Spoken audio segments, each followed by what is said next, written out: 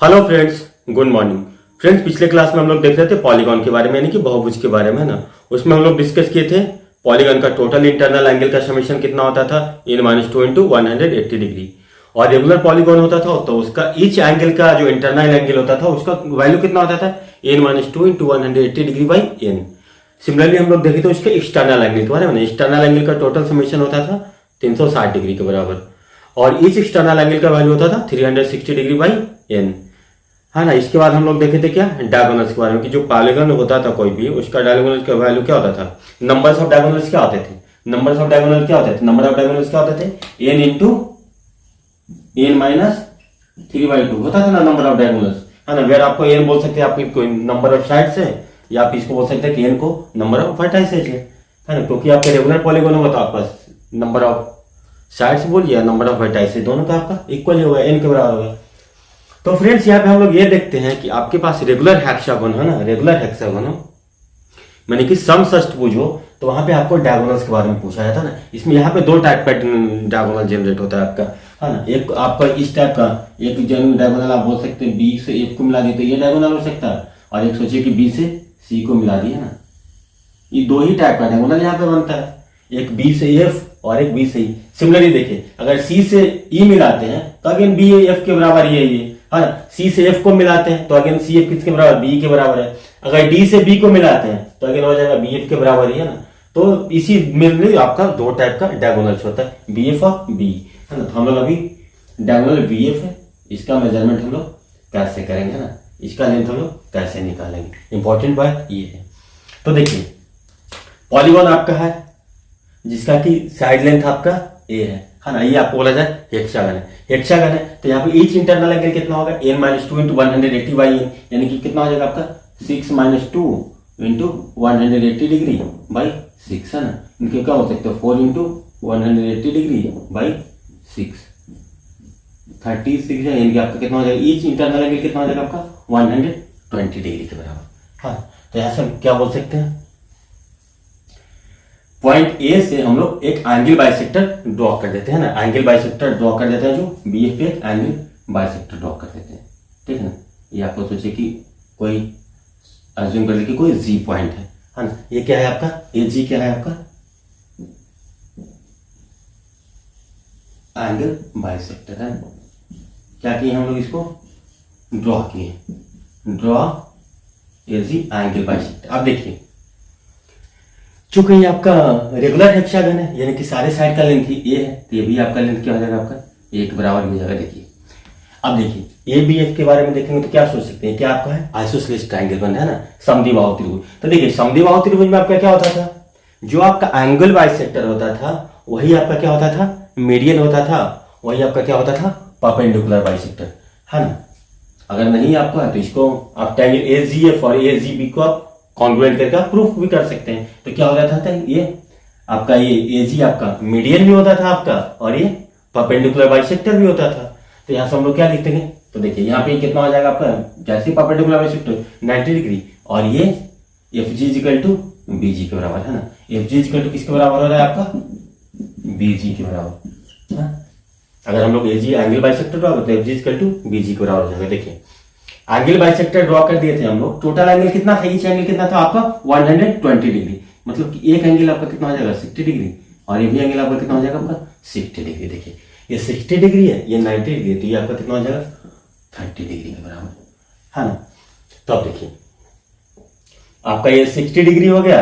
अब देखिए, एक चीज और हम लोग यहाँ पे सीख लेते हैं ना ट्रायंगल में। तो फ्रेंड्स, आइए हम लोग एक राइट एंगल ट्रायंगल बनाता है जो 60, 30 और 90 का हो। देखिए, हम एक राइट एंगल ट्रायंगल बनाने की कोशिश कर रहे हैं जो कि आपका 60, 30 और 90 का हो, ठीक है ना। इसको हम लोग अज्यूम कर लेते हैं कि आपका ये 30 डिग्री है, ये आपका 60 डिग्री है, और ये आपका 90 डिग्री है, ठीक है। ए बी सी कोई आपका एक राइट एंगल ट्रायंगल है जो कि 30, 60 और 90 का है। तो देखिए, हम लोग ट्रायंगल में क्या पढ़े थे, बड़े बड़े साइड एंगल के सामने का जो साइड होता है वो बड़ा होता है ना। तो यहाँ पे देखिए, ये 60 डिग्री तो इसके सामने का साइड आपका बड़ा होगा, है ना। इसको हम लोग जो बड़ा है उसको हम लोग √3 लिखते हैं। देखिए, 30 डिग्री छोटा एंगल तो इसके सामने का साइड क्या होगा आपका 1 होगा, ठीक है ना। इसको हम लोग रेशियो फॉर्म में आपको समझाने का कोशिश कर रहे हैं।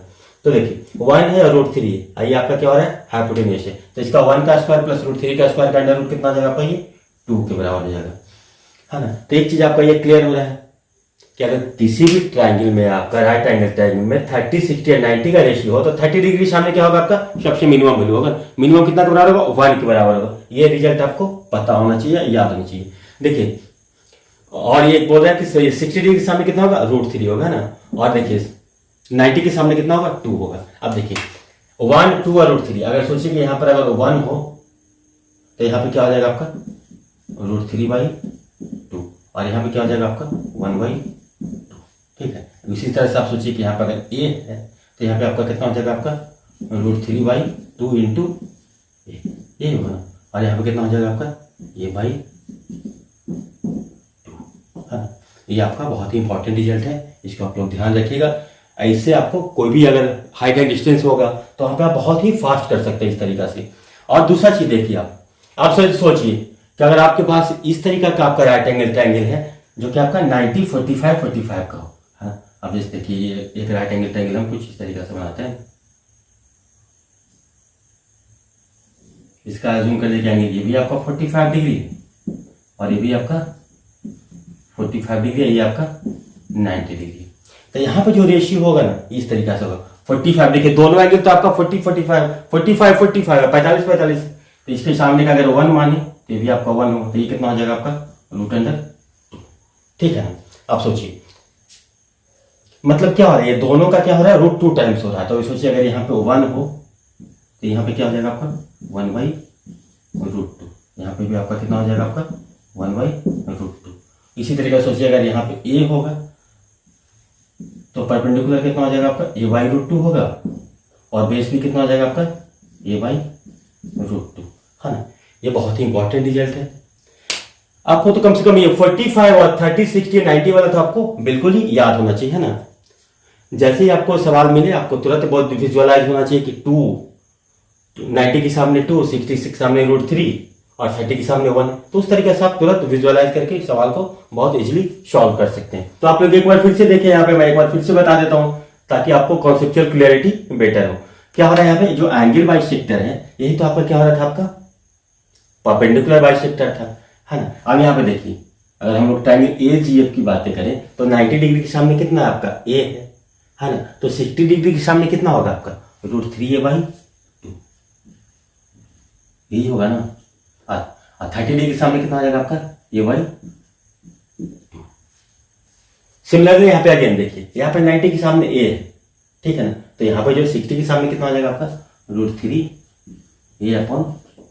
आप देखिए तो VF का वैल्यू क्या आ जाएगा, तो VF का वैल्यू आप क्या लिख सकते हैं, √3a/2 प्लस √3a/2, यानी क्या हो जाएगा आपका √3a, हाँ। तो VF का वैल्यू आपका कितना हो गया आपका √3a। एक तरीका तो आपको ये है कि आप इस तरीका से निकाल सकते हैं जो डायगोनल VF का वैल्यू है ना। दूसरा तरीका हम इसको आप कैसे सोच सकते हैं, देखिए दूसरा तरीका हम लोग इसको इस तरीका से सोच सकते हैं, हम लोग इसको मिटा देते हैं, ठीक है। देखिए इसको हम लोग मिटा देते हैं। अब देखिए ये कितना एंगल है आपका 120 डिग्री, है ना। तो यहाँ से हम लोग कोसाइन फॉर्मूला लगा देते हैं। तो देखिए cos 120 डिग्री का वैल्यू आपका क्या हो जाएगा, देखिए cos थीटा इक्वल टू क्या होता था, अगल का स्क्वायर प्लस बगल का स्क्वायर माइनस सामने का स्क्वायर अपॉन 2 इंटू अगल इंटू बगल। तो क्या से लिखेंगे अगल का स्क्वायर यानी कि a square plus a square minus सामने का वैल्यू को अगर हम लोग मान लेते हैं कि ये BF का वैल्यू x के बराबर है ना, तो यही x तो हम लोग को निकालना है, तो x square by 2 into a, ठीक है। अब देखिए cos 120 का वैल्यू क्या होता था, cos 120 का वैल्यू होता था माइनस cos 60, है ना। अभी थोड़ा देर के लिए याद करिए, अभी तो ऐसा चर्चा बहुत बार किए हम लोग ज्योमेट्री में। तो इसका कितना होता है cos माइनस cos 60, है ना। cos आपका होता है 180 degree minus theta equal to minus cos theta. तो cos 120 को cos 180 माइनस 60 लिख सकते हैं, यानी कि माइनस cos 60 का वैल्यू कितना आ जाएगा आपका minus cos 60 degree equal to कितना आ जाएगा आपका 2a square minus x square upon 2a square. देखिए cos 60 का वैल्यू कितना था आपका 1/2, यानी कितना होगा minus 1/2 equal to 2a square minus x square upon 2a square, ठीक है। तो यहाँ से इसको हम इस तरफ ले जाते हैं, तो minus 2a square equal to 4a square minus 2x का स्क्वायर, है ना। तो यहाँ सब क्या लिख सकते हैं, 2x का स्क्वायर इक्वल टू 6 का स्क्वायर, है ना। x square equal to 3a का स्क्वायर, यानी कि आप क्या बोल सकते हैं, x इक्वल टू √3। एक तरीका आपका ये भी हो सकता है कि आप इस तरीका से भी डायगोनल का लेंथ निकाल सकते हैं। अब देखिए और किस तरीका से हम इसको सोच सकते हैं, है ना। तो देखिए और दूसरा तरीका भी हम लोग सोच सकते हैं। कैसे सोच सकते हैं कि देखिए अगर सोचे कि इसको हम लोग एक्सटेंड कर दें या फिर किसी को दूसरा फिगर एक बनाते हैं ना, तो वहाँ पे आपको बेटर क्लैरिटी मिलेगा। तो इसको आप लोग नोट कर लीजिए। अब हम लोग देखिए दूसरा फिगर बना करके इसको हम थोड़ा और आसानी से विजुअलाइज आपको कराते हैं। इस तरीका से भी हम लोग इसको सोच सकते हैं। देखिए आप जितना डायमेंशन में सोचेंगे उतना ही बेटर होगा आपको नए प्रॉब्लम को हैंडल करने के लिए। तो देखिए अगर हम लोग इसको कुछ इस तरीका का फिगर बनाते हैं, है ना, रेगुलर हेक्सागोन हम लोग कुछ इस तरीका से बनाते हैं। ये आपका एक रेगुलर हेक्सागोन है, सारे का लेंथ आपका ए है, ठीक है, सारे का लेंथ आपका ए है। तो देखिए यहाँ पे हम लोग कैसे सोच सकते हैं, हम लोग को निकालना क्या है, एक्चुअली यही डायगोनल तो निकाल रहे हैं ना हम लोग, एक्चुअली तो यही डायगोनल हम लोग निकाल रहे हैं, है ना। एक पॉइंट छोड़ करके ना, एक वर्टेक्स से छोड़ करके, तो हम लोग को ये डायगोनल निकालना है ना। इसको हम लोग बोले कि ये आपका BF था, A B C D E। तो देखिए इसको हम लोग कैसे सोच सकते हैं। देखिए यहाँ पे फिगर बनाते हैं ना तो थोड़ा आपको समझने में विजुअलाइजेशन में दिक्कत होता है। देखिए इसको हम लोग थोड़ा एक्सटेंड कर देते हैं इसको आगे की, ठीक। इसको एक्सटेंड कर दिए और इस पे हम लोग एक परपेंडिकुलर ड्रॉ कर दिए, ठीक है। एक से हम लोग इस पे क्या कर दिए, एक परपेंडिकुलर ड्रॉ कर दिए, ठीक है। एक से जैसे हम इसको परपेंडिकुलर ड्रॉ करेंगे तो देखिए इसका लेंथ किसके कितना के बराबर है, आपका ए के बराबर है ना। अब देखिए ये आपको 120 डिग्री है, तो ये एक्सटर्नल एंगल आपका कितना के बराबर हो जाएगा, 60 डिग्री के बराबर हो जाएगा। ये परपेंडिकुलर हम लोग ड्रॉ किए हैं तो ये एंगल आपका कितना डिग्री बराबर हो जाएगा, आपका 30 डिग्री के बराबर। अगेन देखिए 90 के सामने कितना आपका है, ए है ना। तो 30 के सामने कितना हो जाएगा आपका a/2 और 60 के सामने कितना हो जाएगा √3 a/2, ठीक है। इसको हम लोग कोई मान लेते हैं कि पॉइंट आप क्यू मान लीजिए। अब देखिए अगर हम लोग को यहाँ से अब BQ का वैल्यू निकालना होगा, देखिए इसका लेंथ तो a है ना, तो यहाँ से अगर हम लोग को BF का वैल्यू निकालेगा तो क्या करेंगे हम लोग, यहाँ से देखिए पाइथागोरस आपका हो रहा है ना, इसको क्या लिखेंगे BQ, इसको ऐसी तरह से लिखते हैं ना, BQ का स्क्वायर प्लस QF का स्क्वायर का √, हाँ। तो BQ कितना हो जाएगा आपका a प्लस a/2 का होल स्क्वायर प्लस √3a/2 का होल स्क्वायर, ठीक है ना। अब देखिए यहां से कितना हो जाएगा आपका 3a/2 का होल स्क्वायर प्लस √3a/2 का होल स्क्वायर का √। देखिए यहां से कितना हो गया 9a² प्लस 3a², है ना, यानी कि आपको बोल सकते हैं √12a²/4, है ना। यानी क्या हो गया आपका कैंसिल हो जाएगा तो कितना होगा आपका 3a², यानी कि BF का वैल्यू आपका क्या हो जाएगा आपका √3 × a। एक तरीका आपका ये भी है। तो आप जितना तरीका से सॉल्व कीजिए उतना ही आप अच्छे पोजीशन में होंगे नए सवाल को सॉल्व करने के लिए। तो फिर देखिए ये था आपका रेगुलर हेक्सागन, तो इसका जो एक डायगोनल BF है उसको हम लोग इतना तरीका से निकाल सकते हैं। बेस्ट अप्रोच ये है आपका कि आपको इस तरीका से सोचेंगे तो बहुत ही फास्ट हो जाएगा, है ना। अब चलिए हम लोग अब डायगोनल BE के बारे में बात करते हैं कि डायगोनल BE को हम लोग कैसे निकाल सकते हैं आसानी से। देखिए डायगोनल BE को निकालना है ना, डायगोनल किसको निकालना हम लोग को, BE को, हाँ। तो बाकी सारी चीजों को हम लोग अब मिटाते हैं। अब हम लोग डायगोनल BE पे फोकस करते हैं कि डायगोनल BE को हम लोग किस तरीके से सोच सकते हैं। तो देखिए इसको हम लोग थोड़ा इसको मिला देते हैं, फिगर थोड़ा मिट गया। अब देखिए डायगोनल हम लोग को निकालना है BE के बारे में, ठीक है। अब देखिए इसको हम लोग क्या करते हैं ना, इसको थोड़ा सा हम लोग इसको एक्सटेंड कर देते हैं, ठीक है। इसको आप एक्सटेंड कर दिए, इसको भी आप एक्सटेंड कर दिए, ठीक है। कहीं पे ये पॉइंट पे कटेगा, ठीक है। अब देखिए ये एंगल कितना बराबर था, सारे एंगल तो कितना था आपका 120 डिग्री था, ठीक है। तो देखिए एक्सटर्नल एंगल हो रहा है, ये आपका कितना हो रहा है आपका 60 डिग्री हो रहा है ना। तो ऑटोमेटिक देखिए ये भी आपका था इंटरनल एंगल 120 डिग्री, तो एक्सटर्नल एंगल कितना आ जाएगा 60 डिग्री होगा।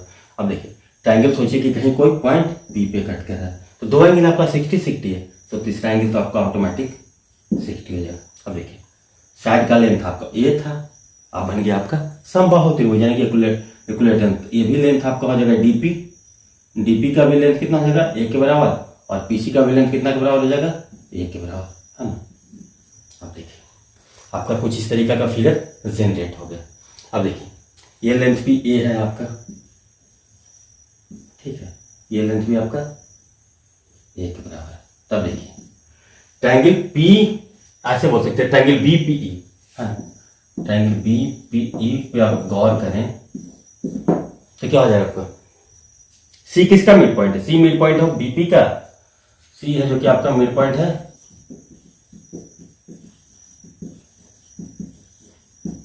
मिड पॉइंट ऑफ बीपी, और देखिए डी किसका है मिड पॉइंट, डी आपका है मिड पॉइंट ऑफ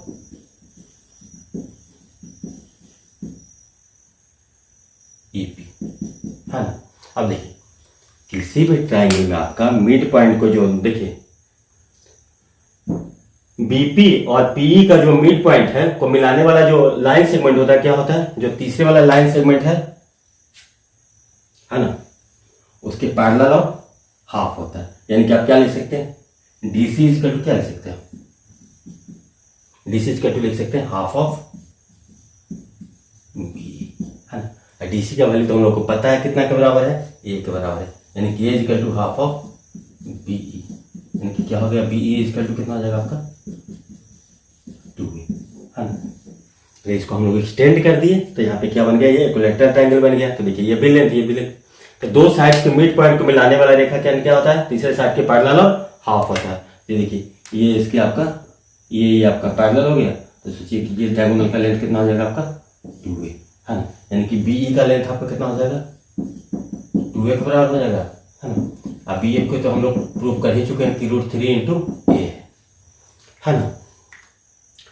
अब देखिए b को तो हम लोग एक तरीके से ऐसे निकाल सकते हैं, और दूसरा तरीका आप सोचिए कि इसको हम लोग कैसे सोच सकते हैं। देखिए bE निकालना है तो दूसरा तरीका हम लोग इसको इस तरीका से भी सोच सकते हैं। bf का लेंथ हम लोग तो क्या निकाल चुके थे, ऑलरेडी क्या निकाल चुके थे आप, देखिए bf का लेंथ कितना हम लोग निकाल चुके थे √3, है ना। अब देखिए ये क्या था आपका 120 डिग्री है, ठीक है, ये आपको 120 डिग्री है। अब देखिए ये दोनों साइड इक्वल है, इसके सामने का एंगल और ये आपका सामने का एंगल आपका क्या होगा इक्वल होगा, और दोनों एंगल का सम कितना है, ये तो 120 है, तो दोनों एंगल का सम कितना हो जाएगा 60 डिग्री के बराबर हो जाएगा। तो ये आपका कितना हो जाएगा, ये भी 30 डिग्री हो जाएगा और ये भी 30 डिग्री हो जाएगा। देखिए टोटल एंगल कितना था यहाँ पे 120, ये 30 है, तो ये आपका देखिए ये एंगल कितना होगा आपका 90 डिग्री। अब देखिए अगेन हम लोग पाइथागोरस लगा सकते हैं, तो पाइथागोरस लगाएंगे तो ये a है और ये √3 है, तो इसका वैल्यू जो हाइपोटेन्यूज का वैल्यू क्या हो जाएगा आपका 2a। तो हम इसको इस तरीका से भी प्रूव कर सकते हैं ना।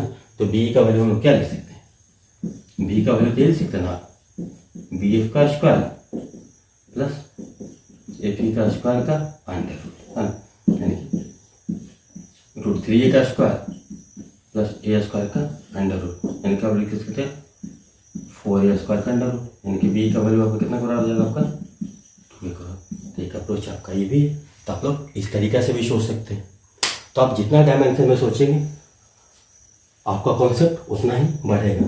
तो उम्मीद करते हैं कि आपको ये बहुत अच्छे तरीके से समझ में आया होगा, है ना। यहीं पे हम लोग देख रहे थे, एक चीज और इंपॉर्टेंट चीज देख लेते हैं। देखिए हम लोग एक और हेक्सागन बनाते हैं ना, उससे आपको कुछ और समझाने का कोशिश करते हैं।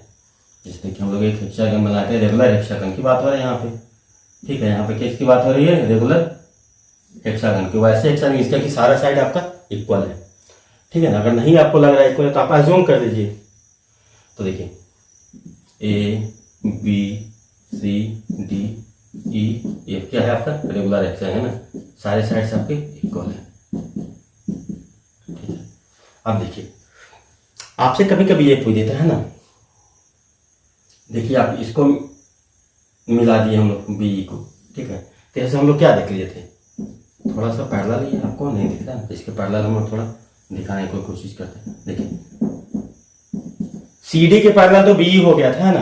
अब देखिए ये लाइन सेगमेंट और ये क्या था आपका पैरेलल था, तो देखिए ये कौन सा हो, इसको आप देखेंगे तो क्या बन जाएगा आपका ट्रापेजियम बन रहा है ना।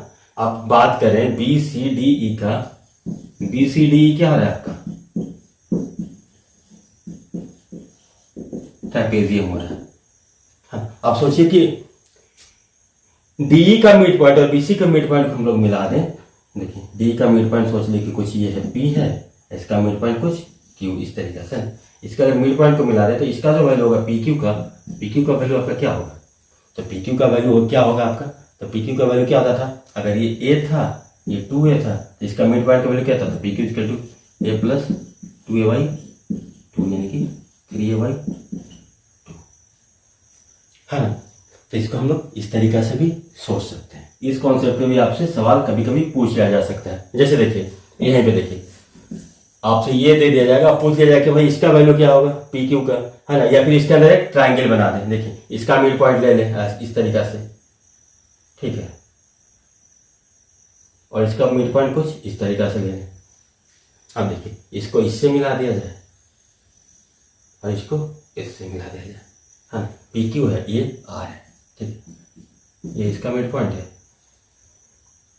तो आपको ये पूछ लिया जा सकता है कि ट्रायंगल पी क्यू आर का एरिया क्या होगा, ट्रायंगल पी क्यू आर का एरिया कॉमन जनरली मॉड। तो क्या हो जाएगा, देखिए पी क्यू का वैल्यू कितना है आपका, पी क्यू कितना के बराबर था आपका 3a/2।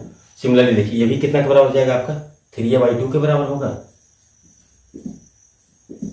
और इसका वैल्यू भी आपका कितना के बराबर होगा 3a/2। क्या बन गया आपका इक्विलैटरल ट्रायंगल बन गया, है ना। सिमेट्री से देखेंगे तो 3a/2 ये भी होगा। तो देखिए इसका अगर एरिया पूछेंगे तो क्या होगा, 3/4 इंटू इसको क्या लिख सकते हैं ए स्क्वायर का वैल्यू कितना होगा 3a/2 का, और इसका सॉल्व कर देंगे आपका राइट आंसर आ जाएगा। तो देखिए इस तरीका से हम लोग गहराई से सोचेंगे तो आपके लिए चीज़ें काफ़ी आसान हो जाएगा। इसके बाद हम लोग आइए अब देखते हैं ऑक्टागन, है ना। ऑक्टागन यानी कि अष्टभुज होगा, सम अष्टभुज होगा, तो उसका डायगोनल को हम लोग किस तरीके से निकाल सकते हैं। तो आइए हम लोग, तो फ्रेंड्स आइए यहाँ पे देखिए कि हम लोग के पास A B C D E F G H एक रेगुलर ऑक्टागन है ना, रेगुलर ऑक्टागन है। यहाँ पे हम लोग को डायगोनल पूछ रहा है बी एच सी एच या डी एच का लेंथ आपको कैसे निकाल पाएंगे। बी एच सी एच और डी एच और बी एच तो आपका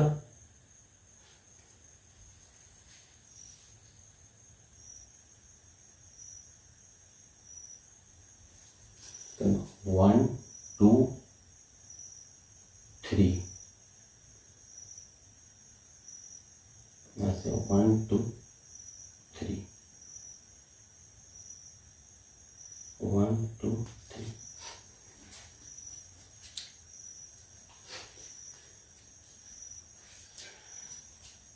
तो फ्रेंड्स आइए हम लोग के पास एक रेगुलर ऑक्टागन है। यहाँ पे आपका 3 टाइप के लेंथ का डायगोनल जनरेट होगा ना। एक लेंथ जो बी एच लेंथ का जो बी एच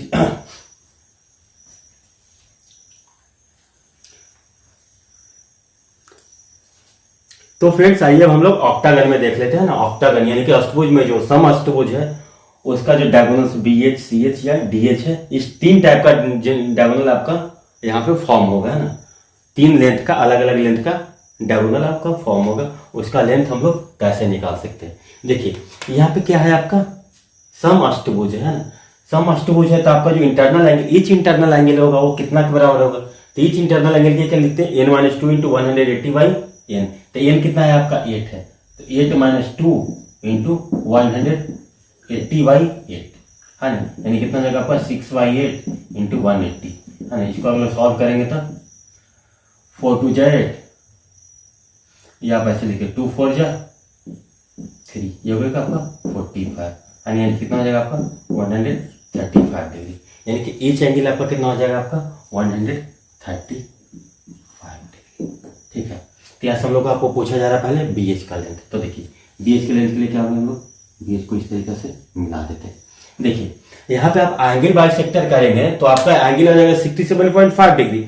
एंगल 67.5 डिग्री आप निकाल करके सॉल्व कर सकते हैं, लेकिन वहां से आपको ज्यादा दिक्कत होगा ना। 67.5 डिग्री का एंगल निकालने के लिए आपको ट्रिगोनोमेट्री में जाना होगा।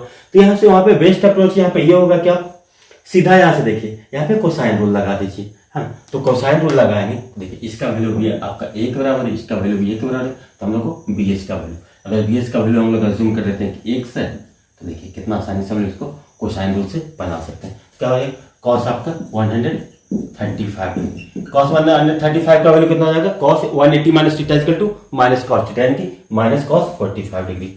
इसका तो क्या आ जाएगा आपका, अगल का स्क्वायर प्लस बगल का स्क्वायर माइनस सामने का स्क्वायर, है ना। क्या लिखेंगे आप, A square plus A square minus X square by 2 into अगल इंटू बगल, तो कितना आएगा आपका 2a square minus X square by 2a का स्क्वायर, है ना। ये आपका वैल्यू आ जाएगा इंटू है। अब देखिए कॉस 135 कितना था आपका, माइनस कॉस 45, माइनस कॉस 45 मतलब कि माइनस 1/√2, इसका टू कितना आ जाएगा आपका 2a का square minus X square by 2a का स्क्वायर, ठीक है। इसको हम लोग थोड़ा सा इस तरफ ले जाते हैं, तो देखिए क्या होगा आपका माइनस 2a का स्क्वायर इसका टू 2√2 a का स्क्वायर माइनस √2 x का स्क्वायर, ठीक है। तो यहाँ से क्या देख सकते हैं, इसको इस तरफ ले आएंगे तो क्या हो जाएगा आपका √2 x स्क्वायर इसका टू आप क्या लिख सकते हैं 2a का स्क्वायर प्लस 2√2 a स्क्वायर, है ना। इसको हम लोग थोड़ा सा और ब्रेक कर देते हैं, तो एक्स स्क्वायर का वैल्यू आपका क्या हो जाएगा यहाँ से ए स्क्वायर बाई, इसको इस तरफ ले गए तो ए स्क्वायर, इसको ऐसे लिख सकते हैं √2 a स्क्वायर, √2 यहाँ से क्या मिल जाएगा आपका 2a स्क्वायर, ठीक है। तो यहाँ से हम लोग लिखेंगे तो एक्स स्क्वायर इक्वल क्या हो जाएगा ए स्क्वायर इंटू 2 प्लस √2, यानी कि एक्स का वैल्यू आपका क्या आ जाएगा ए इंटू 2 प्लस √2 पे पावर 1/2, है ना। या इस तरीके से निकाल सकते हैं, यानी कि मतलब कि आपका बी एच का वैल्यू क्या आ गया आपका एक्स, तो बी एच इसको क्या लिख सकते हैं ए इंटू 2 प्लस √2 पे पावर 1/2। देखिए एक तरीका आप कोसाइन रूल लगा के सॉल्व कर सकते हैं। देखिए अगेन दूसरा तरीका हम लोग देखते हैं, हमेशा हम लोग मल्टी डायमेंशन में सोचेंगे, जितना मल्टी डायमेंशन में सोचेंगे उतना ही हम लोग के लिए बेटर होगा। तो देखिए मल्टी डायमेंशन में सोचना तो क्या करेंगे, इसको हम लोग एक्सटेंड कर देते हैं, ए बी को हम लोग एक्सटेंड कर देते हैं, ठीक है। ये कहीं कोई ठीक है, इससे हम लोग इस पे एक परपेंडिकुलर ड्रॉ कर देते हैं, ठीक है। ये बी पे ये कट मिल रहा है, देखिए क्या कर रहे हैं ए बी को हम लोग इस तरह एक्सटेंड कर दिए, इसे एक हम लोग परपेंडिकुलर ड्रॉ कर दिए। अब देखिए 135 डिग्री है, तो ये एक्सटर्नल एंगल आपका कितना हो जाएगा आपका 45 डिग्री। ऐसे भी एक्सटर्नल एंगल निकालना हो तो क्या लिखेंगे 360/8 यानी कि 45 डिग्री। ये 90 है 45, तो ये आपका कितना हो जाएगा आपका 45 डिग्री। आगे हम देखिए आपका, देखिए 90 के सामने का साइड कितना है आपका, 90 के सामने का साइड कितना है आपका ए है ना, यानी कि आपका हाइपोटेनियस ए है, यानी कि बेस और परपेंडिकुलर दोनों कितना आपके बराबर हो जाएगा आपका a/√2, ये भी होगा और a/√2 आपका ये भी होगा, है ना। P से ए तक a/√2 होगा और P से एच तक दोनों आपका a/√2 होगा। तो देखिए अगेन यहाँ पे हम लोग पाइथागोरस लगा सकते हैं। पाइथागोरस जैसे ही लगाएंगे तो BH इसका क्या लिख सकते हैं, BH का स्क्वायर तो आपका ही हो जाएगा ना, a plus a/√2, a plus a/√2 का होल स्क्वायर प्लस इसका कितना हो जाएगा a/√2 का स्क्वायर का अंडर रूट, है ना। BH का वैल्यू अब देखिए इसका तो क्या लिख सकते हैं, अंडर रूट हो गया, क्या हो गया a square plus a square by 2 plus 2 into a square, यानी कितना हो जाएगा आपका √2 a square plus a square by 2। अब देखिए यहाँ से इसको सॉल्व करेंगे तो हमारा क्या वैल्यू आ जाएगा a square plus a square by 2, यानी कि आपको क्या लिख सकते हैं ultimately 2a square plus √2 a square, ये ना मिल रहा है आपका।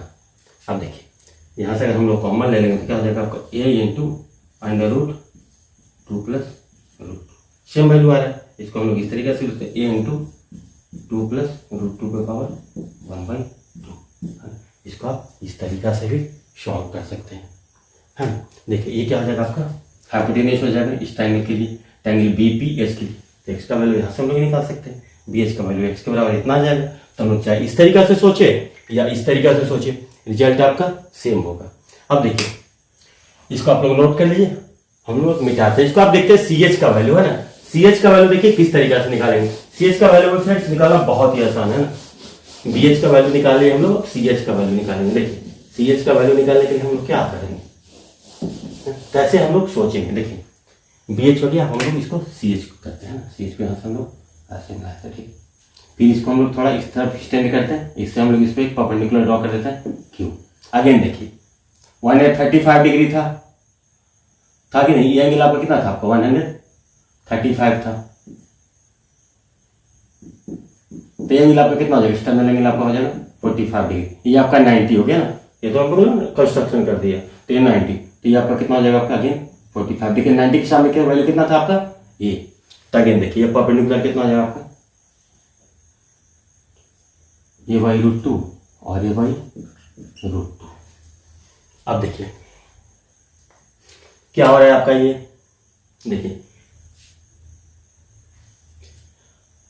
अब देखिए क्या आप यहां से प्रूव कर पा रहे हैं, पी क्यू है जो कि पैरेलल हो रहा है आपका सी एच के, है ना। देखिए ये 45 है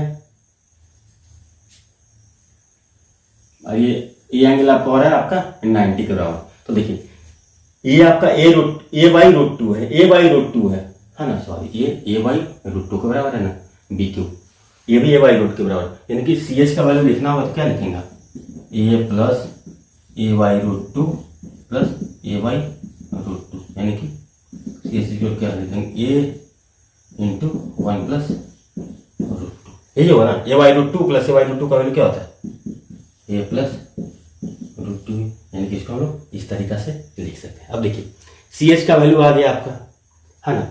देखिए ये आपका कितना हुआ था, 45 डिग्री हुआ था, हाँ।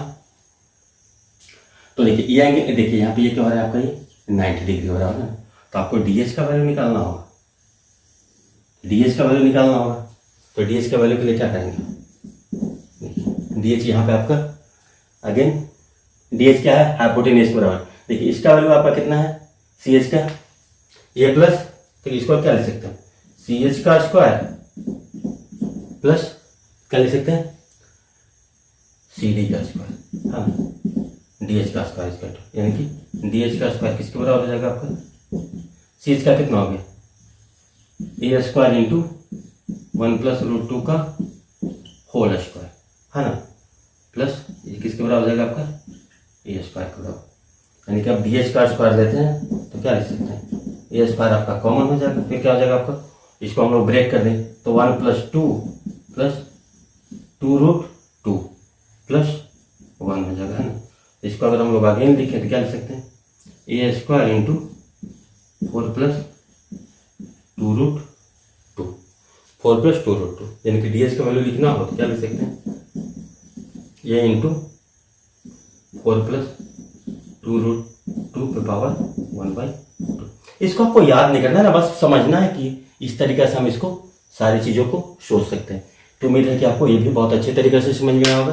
तो फ्रेंड्स आइए हम लोग रेगुलर पॉलीगॉन का एरिया के बारे में डिस्कस करते हैं ना, कि रेगुलर पॉलीगॉन का होगा उसका हम लोग जनरल एरिया का फॉर्मूला कैसे डिराइव करेंगे, है ना। यहाँ पे और दो बातें और हम यहाँ पे सीखने का कोशिश करेंगे कि जो रेगुलर पॉलीगॉन है उसके अंदर जो सर्किल इंस्क्राइब होता है, इन सर्किल, उसका रेडियस क्या होता है, उसका जो पॉलीगॉन है उसके लेंथ के फॉर्म में, मतलब साइड लेंथ के फॉर्म में, और जो सर्कम सर्किल आपका बनता है इस पॉलीगॉन के अराउंड, उसका जो रेडियस होता है, सर्कम रेडियस कैपिटल आर, उसका रिलेशन क्या होता है, यानी कि आपका साइड स्मॉल आर और कैपिटल आर के बीच का रिलेशन स्टैब्लिश करने का कोशिश करेंगे। और यहाँ पे हम लोग यही सीखेंगे कि आपका जो जनरल एरिया होता है, एरिया का फॉर्मूला किसी भी टाइप का पॉलीगॉन, उसको हम लोग किस तरीका से जनरलाइज करेंगे। और देखिए यहाँ पे एक बहुत इंपॉर्टेंट बात ये है कि आपका जो भी आपका इन सर्किल होगा या सर्कम सर्किल होगा, है ना, दोनों का सेंटर आपका एक ही होगा, है ना। यानी कि दोनों सर्किल क्या होगा, हम बोल सकते हैं कॉन्सेंट्रिक हो, एक ही सेंटर से पास करेगा। तो देखिए फ्रेंड्स ऐसा क्यों होगा, देखिए इन सर्किल आपका कब बनता था, ट्रायंगल आप पढ़े होंगे तो उसको थोड़ा विजुअलाइज, इन सर्किल कब बनता था, जब आपका एंगल बाइसेक्टर्स होता था, है ना, उसका जो पॉइंट ऑफ इंटरसेक्शन होता था वही आपका क्या होता था, इन सेंटर होता था। तो जैसे देखिए हमारे पास अज्यूम कर लेते हैं पॉलीगॉन ले लेते हैं, है ना, वो पेंटागन है, ठीक। तो देखिए इसका अगर हम लोग एंगल बाइसेक्टर लेंगे, कुछ हम लोग सोच लीजिए कि आपका एंगल बाइसेक्टर ये है, ठीक है। देखिए अब इसका एंगल बाइसेक्टर अज्यूम कर लीजिए कुछ आपका ये, ठीक है ना, ये एंगल बाइसेक्टर हो गया। तो एंगल बाइसेक्टर हो गया, अगर सोचिए ये थीटा है, देखिए थीटा हो, देखिए पेंटागन है तो इसका जो ईच इंटरनल एंगल कितना होगा आपका, n-2 into 180 degree by n। And इसको हम लोग डायरेक्ट भी आप लिख सकते हैं, लेकिन आपको बार बार ये चीजें ऑटोमेटिक याद रहे। n 5 है, 5 माइनस 2 कितना होगा आपका 3/5 मल्टीपल 180 डिग्री, यानी कितना हो गया आपका 36, यानी कि हो गया 108 डिग्री, है ना। अब देखिए तो 2 थीटा कितना हो गया आपका 2 थीटा इक्वल टू होगा 108 डिग्री, यानी कि थीटा इक्वल टू कितना हो जाएगा आपका 54 डिग्री। देखिए अब देखिए ये किसी पॉइंट पे मिलता होगा ना, इसको हम लोग मान लेते हैं इस पॉइंट वो है, ठीक है ना। ये आपका ये क्या हो गया आपका इन। सिमिलरली हम लोग इसको और इसको मिलाते, इसका एंगल बाइसेक्टर और इसका एंगल बाइसेक्टर, सोचिए कि यहीं से पास होगा, इसका एंगल बाइसेक्टर, इसका एंगल बाइसेक्टर, इसका एंगल बाइसेक्टर, इसका कुछ इस तरीके से बनेगा ना। इसको आपको डिटेल में देखना है तो इन सेंटर जहां पे हम लोग पढ़ाए आपको वहां पे आपको बहुत डिटेल में बताएगा, उसी को आप थोड़ा जनरलाइज कर लेंगे तो ये चीज आपको क्लियर हो जाएगी। अब देखिए इंपॉर्टेंट बात है कि इन सेंटर तो आपका यहाँ पे कहीं पे हो गया, ठीक है ना। अब इसमें हमको ये करना है कि आपका सरकम सेंटर भी आपका वही है।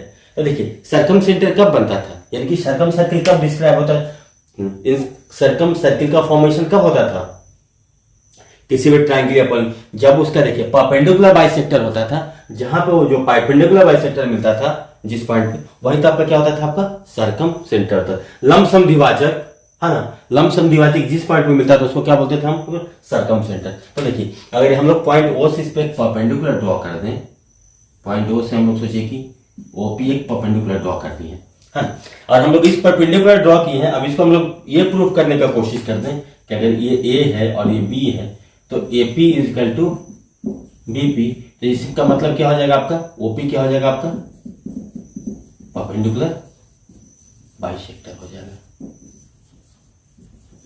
OP क्या हो जाएगा आपका परपेंडिकुलर बाइसेक्टर हो जाएगा, है ना। तो इससे हम लोग ये बोल सकते हैं कि आपका ये इंसर जो आपका सरकम सेंटर और इन सेंटर है एक ही पॉइंट पे। देखिए अब ये देखिए क्या हो रहा है थीटा है, तो इसके सामने का साइड क्या हो जाएगा और इसके सामने का साइड इक्वल इक्वल हो जाएगा, ठीक है। तो आपका क्या बन गया आपका समद्विबाहु त्रिभुज बन गया ना, आइसोसेलेस ट्रायंगल हो गया। आइसोसेलेस ट्रायंगल में क्या होता था आपका जो भी परपेंडिकुलर होता था वही आपका परपेंडिकुलर बाइसेक्टर होता था, वही आपका मीडियन होता था। नहीं तो आप सिमिलरिटी लगा दीजिए, ट्रायंगल AOP को सिमिलर कर दीजिए ट्रायंगल, कॉन्ग्रुएंसी लगा लीजिए, सॉरी कॉन्ग्रुएंसी लगा दीजिए। तो AOP और BOP को कैसे कॉन्ग्रुएंट कर सकते हैं, देखिए ये साइड तो दोनों के लिए बराबर है, यहां से हम लोगों ने परपेंडिकुलर ड्रॉ किए हैं, ठीक है। तो ये एंगल आपका 90 डिग्री हो गया, है ना। आइए देखिए ये दोनों के लिए क्या है आपका कॉमन है, दोनों के लिए कॉमन है। देखिए अगर ये थीटा ये 90 है तो ये आपका कितना हो जाएगा आपका 90 माइनस थीटा, ये भी हो जाएगा 90 माइनस थीटा आपका ये भी हो जाएगा, है ना। तब देखिए क्या लिख सकते हैं एंगल साइड, एंगल्स भी बोल सकते हैं इसको, एंगल साइड एंगल से क्या हो जाएगा दोनों ट्रायंगल कॉन्ग्रुएंट हो जाएगा। देखिए एंगल साइड देखिए दोनों के लिए होगा 90 माइनस थीटा, तो जैसे ही दोनों ट्रायंगल कॉन्ग्रुएंट हो तो क्या हो जाएगा आपका AP इक्वल टू BP, है ना। कॉन्ग्रुएंट होते ही AP इक्वल टू BP, इसका मतलब क्या बोल रहे हैं हम लोग कि ये आपका ये परपेंडिकुलर बाइसेक्टर है ना। इसका मतलब हम लोग ये कह सकते हैं जो भी आपका पॉलीगॉन होगा ना एन साइडेड, अभी तो हम लोगों ने बस आपको समझाने के लिए 5 साइडेड पॉलीगॉन लिया है, पेंटागन लिया है ना, इसको आप कितना एन साइडेड का मिलेगा ना तो आपका रिजल्ट आपका वही आएगा, है ना। कि इसका जो इन सेंटर और जो सरकम सेंटर होता है वो एक ही होता है ना। तब देखिए यहां से हम लोग दो अगर सर्किल ड्रॉ कर देते हैं, सरकम सर्किल कुछ आपका इस तरीके से ड्रॉ होगा,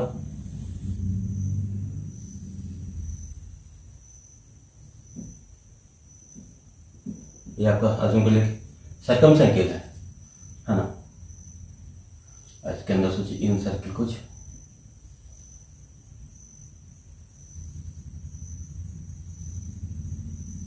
इस तरीके से इन सर्किल बनेगा। तो हम लोग देखिए इस तरीके से तो सोच लिया। अब हम लोग एरिया पे फोकस करते हैं ना कि एरिया हम लोग इसका कैसे निकालेंगे। तो हम लोग इसको मिटाता हूं और आपको समझाने का ये कोशिश करते हैं। हम लोग जनरली ये देखते हैं ना कि जब आप रेगुलर हेक्सागन लेंगे ना तो चीजें थोड़ा आपको सिमेट्रिकली बेटर वे में समझ में आएगा और फिगर बनाना भी आपका आसान हो जाता है। तो देखिए हम लोग यहां से तो ये देख लिए थे ना कि आपका क्या होता था इन सेंटर और सरकम सेंटर एक ही था। अब देखिए जहां भी सेंटर है वहां से वर्टाइसिस को आप मिला दिए थे तो क्या होता था आपका ये सरकम रेडियस होता था कि नहीं। इसको हम लोग कैपिटल R बोलते हैं। तो अगर अज्यूम कर कि वो आपका इन सेंटर भी है या सरकम सेंटर भी। अब देखिए यहां से जो आप लोग देखिए क्या होता था आपका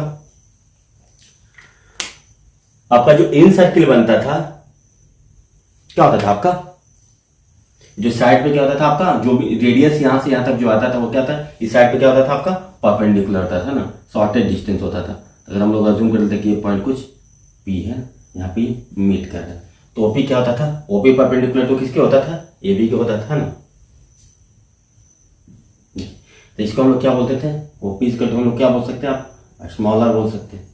तो ओपी इक्वल टू क्या हो गया आपका, स्मॉल आर हो गया कितना, इन रेडियस के बराबर है ना।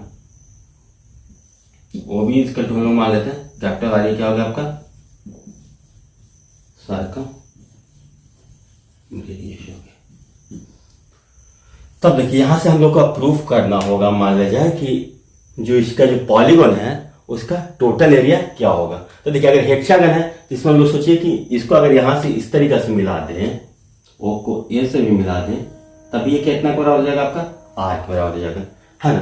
तो देखिए ट्रायंगल ओ ए बी का जो एरिया होगा वो क्या होगा, ट्रायंगल ओ ए बी का जो एरिया होगा इसको हम लोग कैसे लिख सकते हैं, एरिया को लिखना चाहें तो क्या लिख सकते हैं, हाफ ऑफ बेस है ना। तो हाफ ऑफ इस तरीके से आप लिख सकते हैं, half of A B base into perpendicular, perpendicular कितना है यहाँ पे ओपी है ना, क्योंकि ये 90 डिग्री पे आपका है। तो देखिए ये भी तो आपको पता है कि ये भी कितना के बराबर है आपका, ए के बराबर है ना, लेकिन ओपी आपका पता नहीं है। लेकिन ओपी आपको ये कर सकते हैं कि रेडियस के, इन रेडियस के बराबर है ना। तो इस इन रेडियस को हम लोग ए के फॉर्म में कैसे लिख सकते हैं। अब देखिए इसका हम लोग सारे वर्टाइसेस इसको मिला देते हैं आपको, ठीक है ना। देखिए यहाँ पे बहुत अच्छा सा रिलेशन आपका बन करके आएगा।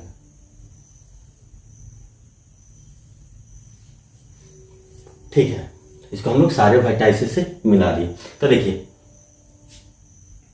किसी भी पॉइंट पे टोटल एंगल कितना का फॉर्मेशन होता है, 360 डिग्री का फॉर्मेशन होता है ना। अब देखिए यहाँ पे क्या बना रहा है आपका, ये सर्किल बना रहे हैं। अब हम लोग पढ़े थे सर्किल में कि इक्वल कोड है जो सेंटर पे क्या होता है, इक्वल एंगल फॉर्म करता है। तो सारे एंगल तो आपका इक्वल होंगे, तो ऐसे ऐसे कितना एंगल बनेंगे, एंगल 1 देखिए है ना, एंगल 2, एंगल 3, एंगल 4, एंगल 5 और एंगल 6।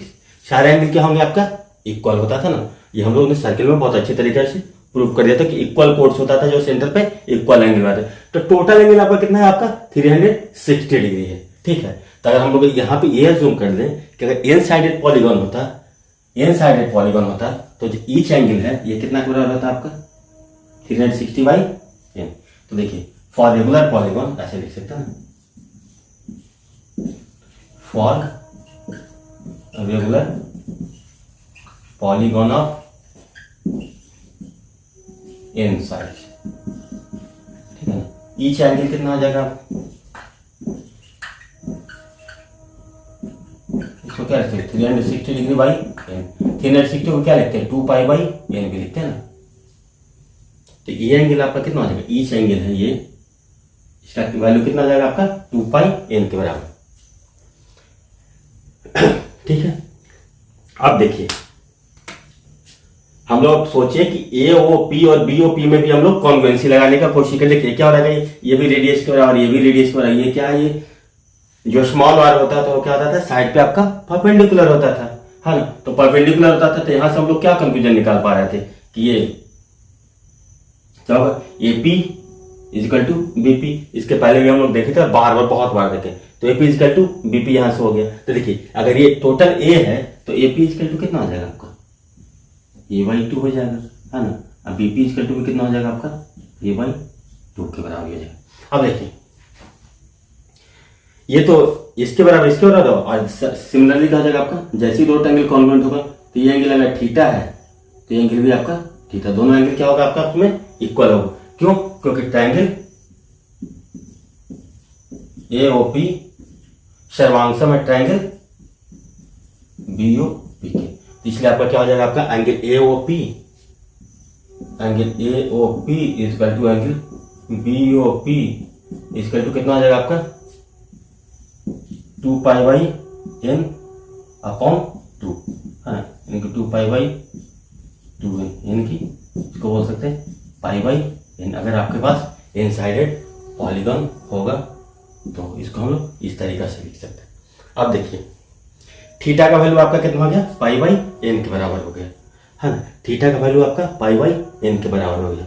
अब देखिए अगर हम लोग चाहें तो इसको आर को हम लोग थीटा और ए के टर्म में कैसे लिख सकते हैं। इंपॉर्टेंट बात है कि स्मॉल आर को थीटा और ए के टर्म में कैसे लिख सकते हैं। तो यहां से देखिए आप, अगर हम लोग यहाँ पे फोकस करें ट्रायंगल बीओपी में क्या है आपका राइट एंगल ट्रायंगल है, तो tan थीटा इक्वल टू आप क्या लिखेंगे, tan थीटा इक्वल टू तो यही लिखेंगे ना, tan थीटा इक्वल टू क्या लिखेंगे, बीपी अपॉन ओपी, है ना, परपेंडिकुलर बाई बेस या अपोजिट बाई बेस। तो बीपी इसका कितना होगा आपका a/2 अपॉन आर, ठीक है, यानी क्या लिखेंगे a/2 आर। आप कहोगे tan थीटा करो, यानी कि आर का वैल्यू क्या हो जाएगा a/2 tan थीटा, यानी कि इसको हम लोग ऐसे भी लिख सकते हैं 1/tan थीटा को क्या लिखते हैं हम लोग cot थीटा लिखते हैं। तो आर इसके टू क्या लिखेंगे a/2 इंटू cot थीटा, है ना। ये रिजल्ट आपका इंपॉर्टेंट है, इसको हम लोग याद रखना। तो देखिए यहां से हम लोग R equal to a/2 cot theta यहाँ पे पुट करेंगे तो half of A into R equal to क्या आ जाएगा, हाफ ऑफ ए इंटू हम लोग आर को लिख सकते हैं ए और थीटा के फॉर्म, तो ये कितना आ जाएगा हाफ ऑफ ए, है ना।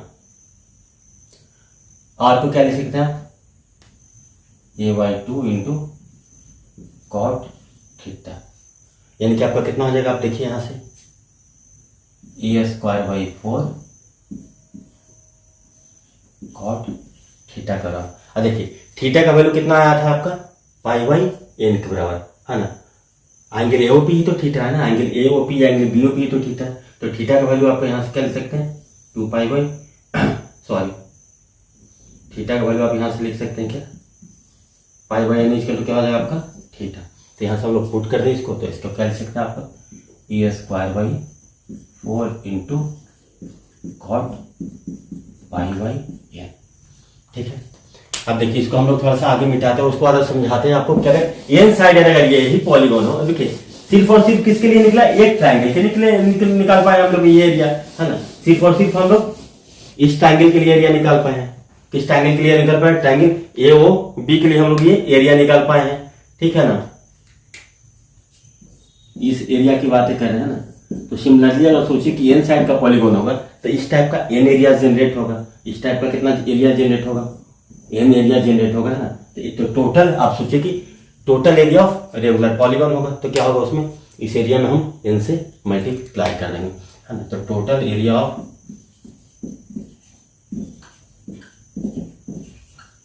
एन साइडेड पॉलीगॉन आपसे बात किया जाएगा, तो क्या लिखेंगे, जो एरिया उसको हम लोग एन से मल्टीप्लाई कर देंगे। तो क्या लिखेंगे N into a²/4 cot pi by N, यानी कि ऐसे भी लिख सकते इसको a²/4 into cot pi by N, है ना। तो देखिए हमारा एक बहुत ही इंपॉर्टेंट रिजल्ट आया था स्मॉल आर इक्वल टू, हम लोग इसको इस तरह पे लिखते हैं small R equal to a/2 into cot theta या कॉट पाई बाई एन भी हम लोग लिख सकते हैं इसको, है ना। ये इसको हम लोग अभी a/2 इंटू कॉट थीटा को a/2 into cot pi by. देखिए अगर हम लोग सोचे कि कैपिटल आर और ये जो स्मॉल ए है इसके बीच में हम लोग रिलेशनशिप एस्टैब्लिश करना चाहें तो क्या कर सकते हैं। यहाँ से देखिए ये आपका क्या हो जाएगा, इस एंगल के लिए परपेंडिकुलर हो जाएगा, है ना। ये क्या हो जाएगा आपका हाइपोटेन्यूस हो जाएगा। तो हम लोग यहाँ से ये भी तो लिख सकते हैं आप sine theta equal to a/2 upon R, यानी कि आर इक्वल टू क्या हो जाएगा आपका a/2 साइन थीटा, यानी कि हम लोग इसको ऐसे भी लिखते हैं R equal to a/2 into cosec theta, है ना। आर इक्वल टू कितना होगा आपका capital R equal to a/2 into cosec theta. तो कॉसेक थीटा को हम लोग अगेन कैसे लिखते थे कॉसेक पाई बाई एन। तो कैपिटल आर इक्वल टू क्या हो जाएगा आपका capital R equal to a/2 into cosec pi by N, है ना। तो आपका capital R equal to a/2 into cosec pi by N हो गया, मैं वहां पे मेंशन कर दिया हूं। अब सोचिए आपका अगर साइड के फॉर्म में दिया हो रहेगा तो एरिया को आप क्या लिखेंगे, साइड के फॉर्म में दिया हो रहेगा तो एरिया आपका कितना हो रहा है एरिया इक्वल टू कितना है आपका NA²/4 cot pi by N के बराबर है ना। इसको अगर हम लोग सोचे कि स्मॉल आर के फॉर्म में लिखें, है ना, इस एरिया को अगर हम लोग स्मॉल आर के फॉर्म में लिखना चाहें तो कैसे लिखेंगे? देखिए हम लोग को हर तरीका से सोचना है, जितना तरीका से सोच के जाएंगे आपको उतना ही बेटर होगा। और तो देखिए अब हम लोग को एरिया को अगर हम लोग कैपिटल एन मानते हैं तो कितना जगह आपका N/4। देखिए ए के बदले हम लोग क्या पुट कर सकते हैं? यहाँ से ए के बदले हम लोग क्या पुट सकते हैं? 2R/cot π/n, है ना। तो यहाँ से ऐसा आप लिख सकते हैं N/4 A² है ना। तो A² के बदले आप क्या लिख सकते हैं? 2R/cot π/n, 2R/cot π/n, यानी कि हम लोग 10 π/n होता है, cot π/n के फॉर्म में आप लिखते हैं का स्क्वायर इंटू cot π/n, ठीक है ना। तो cot देखिए एक स्क्वायर है तो यहाँ से आप कैसे लिख सकते हैं? N/4 into 4² by cot² πn into cot π/n। ये cot से cot कैंसिल हो जाएगा, 4 से 4 कैंसिल हो गया, तो इसको हम लोग क्या लिख सकते हैं? NR² cot 1/cot πn, तो इसको हम लोग क्या लिख सकते हैं? सीधा tan भी लिख सकते हैं, तो इसको हम लोग ऐसे लिख सकते हैं NR² tan π/n, हाँ। यानी कि एरिया का वैल्यू आपको यहाँ से क्या आ जाएगा? A = आ रहा है NR² tan π/n, ठीक है। ये एक एरिया का फॉर्मूला इस तरीके से हम लोग निकाल सकते हैं, है ना। अब दूसरा चलते हैं, अगर कैपिटल आर के फॉर्म में एरिया का फॉर्मूला निकालना हो तो कैसे निकालेंगे, है ना। तो देखिए जनरल फॉर्मूला हम लोग क्या निकाले थे? जनरल फॉर्मूला आपका एरिया का क्या है? आपका एरिया = NA²/4 cot π/n, है ना। तो यहां से देखिए कैपिटल आर = कितना है आपका? A/2 इंटू cosec π/n, है ना। यानी कि A = हम लोग लिखना हो तो क्या लिखेंगे? 2R/cosec πn, है ना। इसको हम लोग ऐसे लिखते हैं 2R इंटू sin π/n, क्योंकि 1/cosec थीटा कितना बराबर था आपका? sin थीटा का बराबर था। तो हम लोग यहाँ से इसको इस तरीका से पुट कर देते हैं, ठीक है। तो देखिए यहाँ से क्या हो जाएगा आपका? A = N/4, ए को क्या लिख सकते हैं? A² है ना, तो क्या लिख सकता? 4R² sin² π/n, ठीक है। देखिए cot π/n है, cot थीटा = क्या होता था? cos θ/sin θ। तो यहाँ से हम लोग इस तरीके से पुट कर सकते हैं इसको cos π/n upon sin π/n। देखिए sin² थीटा, इस स्क्वायर से तो ये कैंसिल हो जाएगा, देखिए यहाँ से ये कैंसिल हो जाएगा, तो A = क्या हो जाएगा आपका? NR² sin π/n into cos π/n, ठीक है। देखिए 2 sin θ इंटू cos θ = sin 2θ होता है। 2 sin θ यानी कि आप ऐसे बोल सकते हैं sin 2θ = होता है 2 sin θ इंटू cos θ, है ना। जब हम लोग ट्रिग्नोमेट्री पढ़ेंगे तो हम लोग डिटेल से पढ़ेंगे। तो देखिए अगर ऊपर नीचे हम लोग 2 से मल्टीप्लाई कर दें तो कोई फर्क नहीं पड़ेगा ना। तो यहाँ से क्या लिखेंगे? A = NR²/2 into sin 2π/n। देखिए ये भी एरिया का एक इस तरीका से भी हम लोग फॉर्मूला निकाल सकते हैं, है ना। तब लोग देखिए स्मॉल r = कितना है? A/2 into cot π/n, capital R = कितना है? A/2 इंटू cosec π/n, है ना। एक और जनरल फॉर्मूला के फॉर्म में हम लोग इसको कैसे लिख सकते हैं? तो देखिए अगर ट्रायंगल BOP को अगर हम लोग फॉलो करें, देखिए इसको आप लोग नोट कर दीजिएगा। अब हम लोग इसको मिटाते हैं, हम लोग जनरल एक जनरलाइज और रिलेशन स्टैब्लिश करने का कोशिश करते हैं। किसके बीच में? साइड लेंथ स्मॉल आर और कैपिटल आर के बीच में, ठीक है ना। तो देखिए यहाँ से हम लोग क्या सोच सकते हैं? ट्रायंगल BOP है ना। तो देखिए क्या आपका राइट एंगल ट्रायंगल। तो देखिए हम लोग एक तो रिलेशन पढ़ा था AY sin A = BY sin B = CY sin C = 2y। हाँ, A by sine A equal to B by sine B equal to C by sine C equal to 2। तो देखिए ये जो ये साइड है ना, तो आर के सामने कितना है आपका साइन 90 डिग्री। तो आप ऐसे लिखते हैं आर बाई साइन 90 डिग्री इसका टू देखिए थीटा, यानी कि आपको बोल सकते हैं ए by 2 sine pi by N, ठीक है ना। इसका टू आप क्या लिख सकते हैं स्मॉल आर बाई, देखिए ये पाई बाई 2 है, ये पाई बाई एन है, तो ये जो एंगल होगा वो कितना होगा pi by 2 minus pi by N, ठीक है ना। इसको इस तरीके से हम लिखेंगे R by sine pi by 2 minus कितना हो जाएगा पाई बाई एन, ठीक है। तो इसको हम लोग थोड़ा और ब्रेक करते हैं। तो आर इजकल टू साइन 90 का वैल्यू तो 1 होता है, a by 2 sine pi by n is equal to R by, देखिए साइन 90 माइनस थीटा का वैल्यू कितना पूरा होता है कॉस थीटा का। तो इसको हम लोग ऐसे लिख सकते हैं R by cos pi by N, है। तो आपको इसको इस तरीका से भी आप लिख सकते हैं, है ना। आप इसको इस तरीका से भी लिख सकते हैं। तो देखिए यहाँ से हम लोग को एक रिजल्ट क्या मिल रहा है small R by capital R equal to cos pi by N, है ना। Small R by capital R equal to cos pi by N, यानी कि कॉस 180 बाई एन। आपको इस टाइप से भी सवाल दिया जा सकता है।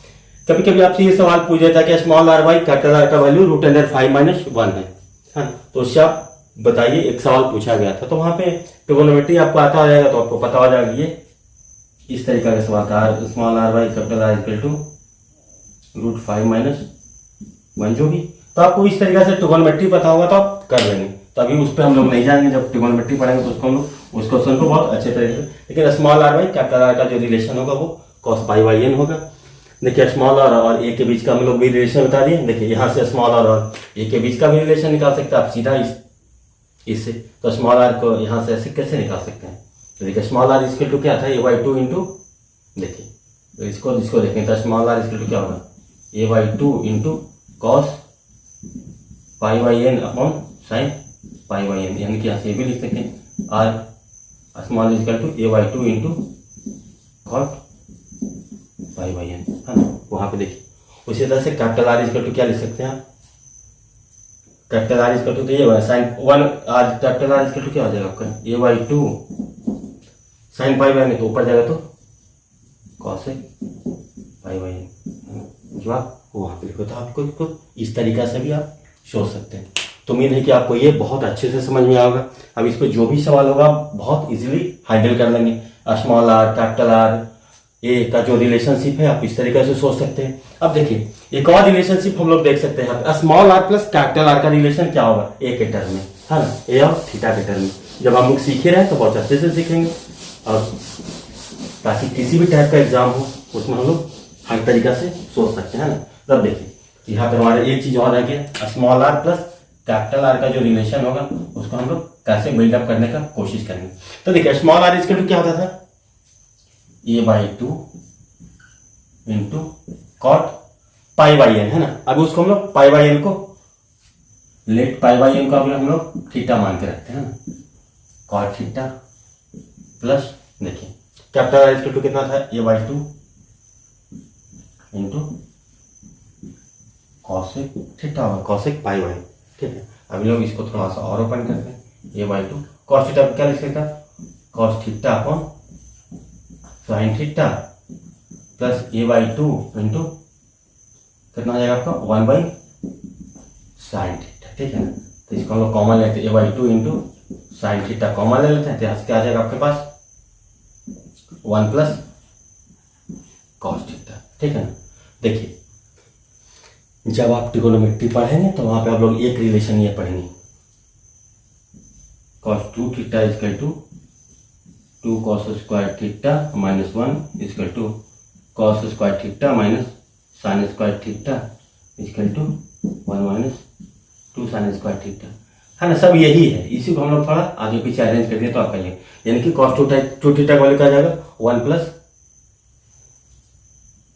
कॉस टू, ये यहाँ से हम लोग 1 प्लस कॉस थीटा का वैल्यू लिखें तो क्या आ जाएगा 1 plus cos two theta equal to 2 cos square theta. यहाँ पे देखिए 1 प्लस कॉस थीटा है, इसको हम लोग क्या लिखेंगे ए बाई 2, ये हो जाएगा 1 प्लस कॉस थीटा क्या लिख सकते हैं हम 2 कॉस स्क्वायर थीटा बाई 2, ठीक है ना। 2 से 2 कैंसिल हो गया। अब देखिए इसको हम लोग थोड़ा सा और ओपन करते हैं, साइन 2 थीटा है तो इसको हम लोग ऐसे लिखते हैं 2 इंटू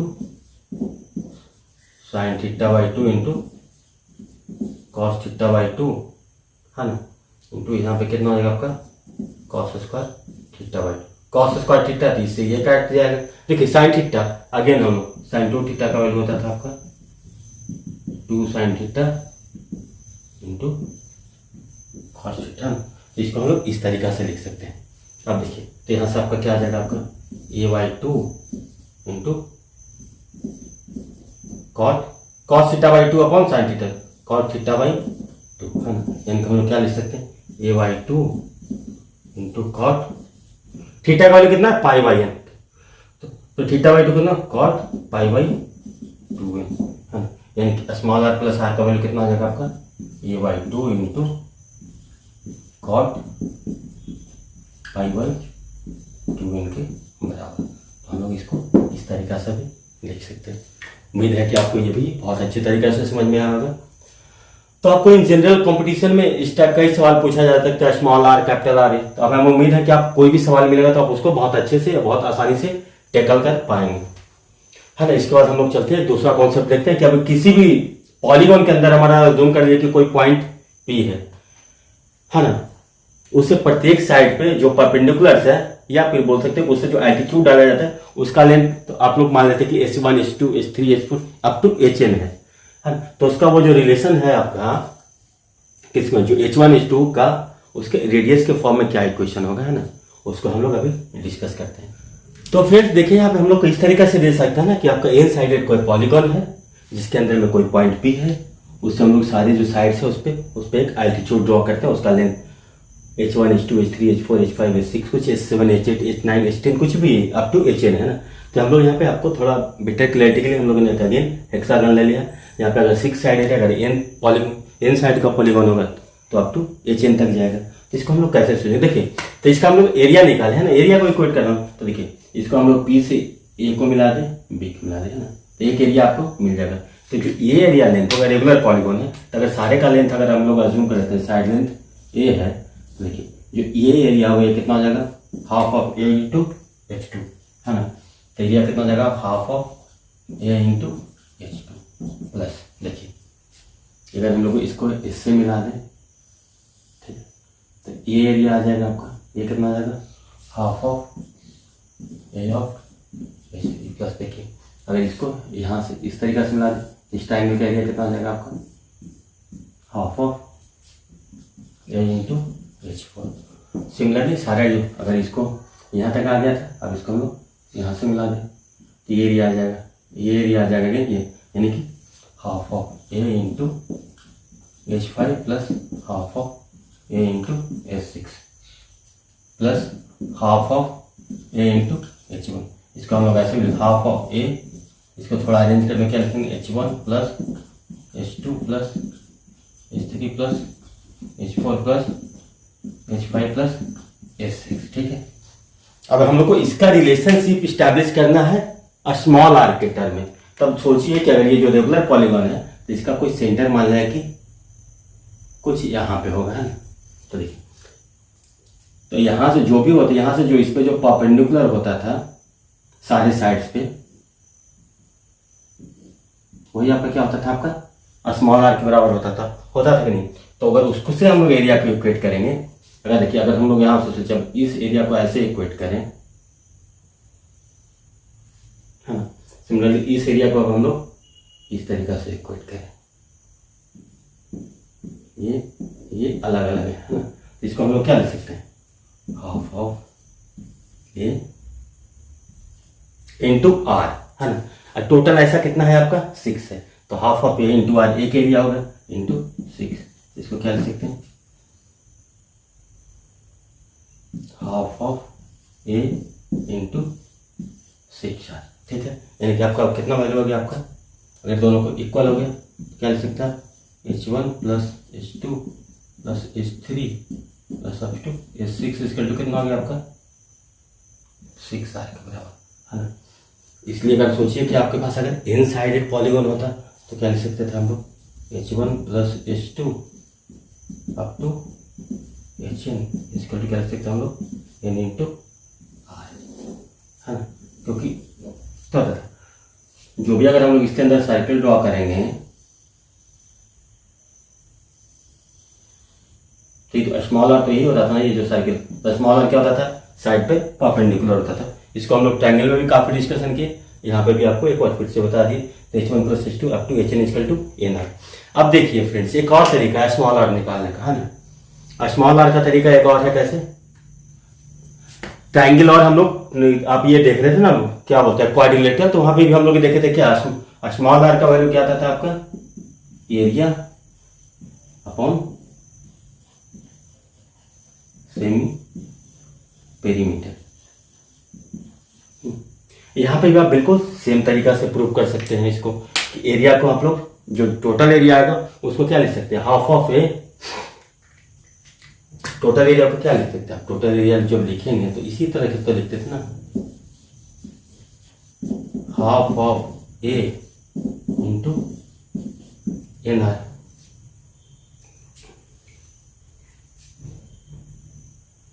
यानी कि NA अपॉन 2 इंटू R। अब देखिए रेगुलर पॉलीगोन है तो एन क्या हो जाएगा आपका पेरीमीटर हो जाएगा, तो क्योंकि एन साइडेड है तो एन साइडेड के लिए क्या हो जाएगा आपका पेरीमीटर, यानी कि R इक्वल टू क्या हो जाएगा आपका टोटल एरिया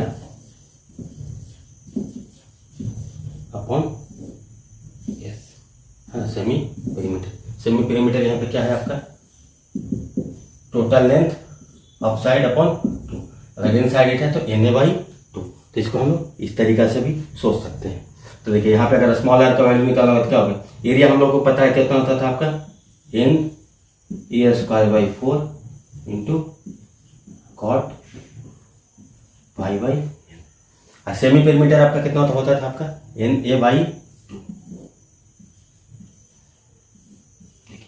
NA कैंसिल हो गया, है ना, 2 2 जा 4, यानी कि स्मॉल आर इक्वल टू कितना हो गया, यहाँ से भी आप लिख सकते हैं A/2 इंटू कॉट पाई/n, तो आप इस तरीका से भी लिख सकते हैं।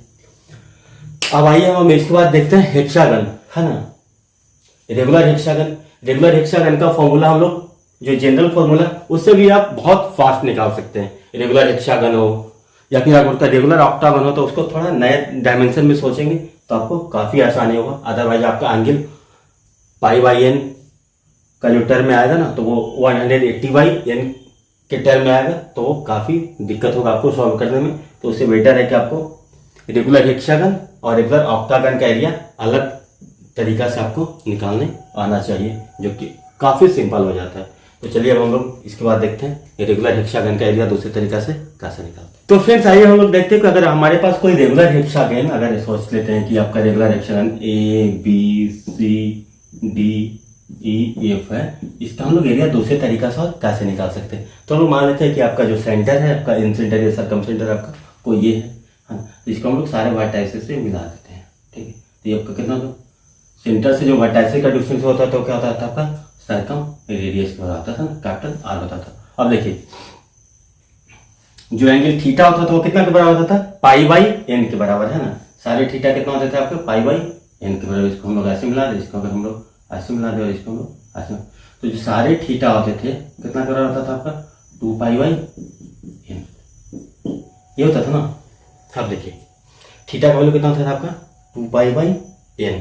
अब देखिए n यहाँ पे कितना हेक्सागन है तो n इक्वल टू कितना है आपका 6, यानी कि थीटा इक्वल टू क्या होगा आपका 2π/6, यानी कि π/3। π/3 का वैल्यू कितना होता है आपका 60 डिग्री। अब सोचिए ये 60 डिग्री के बराबर है ना। ये साइड लेंथ इसका मान लेते कि ये है, ठीक है। देखिए ये भी रेडियस, ये भी रेडिएशन है। सर्कम सर्किल प्लॉट करेंगे तो कैसे होगा, कुछ इस तरीके से ये जाता हुआ आपको दिखेगा, है ना। तो ये भी आपका, अब देखिए ए है, ये 60 डिग्री है ना, तो इसके सामने का एंगल इक्वल, इसके सामने का एंगल इक्वल, यानी कि टोटल एंगल का सम कितना 120, इक्वल इक्वल है, यानी कि आपका ये हो गया 60, ये भी हो गया आपका 60, यानी कि आर का वैल्यू कितने के बराबर हो गया आपका, ए के बराबर हो गया, आर इक्वल टू ए। तो आपका क्या बन गया, एक इक्विलैटरल ट्रायंगल। तो इक्विलैटरल ट्रायंगल बन गया, तो इसका इक्विलैटरल ट्रायंगल का एरिया कितना होगा, √3/4 ए स्क्वायर, है ना। लेकिन ऐसा ऐसा कितना इक्विलैटरल ट्रायंगल बन रहा है रेगुलर हेक्सागन के लिए, ऐसा ऐसा 6 इक्विलैटरल ट्रायंगल बन रहा है, यानी कि टोटल एरिया कितना हो जाएगा आपका,